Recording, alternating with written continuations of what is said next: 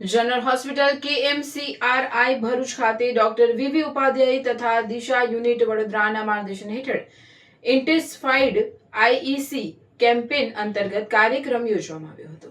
ગુજરાત સરકાર દ્વારા સંચાલિત મોબિલાઇઝેશન ફોર એડ્સ સુરક્ષા અભિયાન અંતર્ગત નર્સિંગ કોલેજના વિદ્યાર્થીઓને HIV તથા અન્ય સંક્રમિત રોગો અંગે જાગૃતિ અને આરોગ્ય શિક્ષણ આપવામાં આવ્યું હતું। કાર્યક્રમ દરમિયાન વિદ્યાર્થીઓને HIV સેલ્ફ રિસ્ક અસેસમેન્ટ તથા HIV પરીક્ષણ અંગે જરૂરી માહિતી આપવામાં આવી હતી અને તેમનું HIV રિસ્ક અસેસમેન્ટ કરવામાં આવ્યું હતું।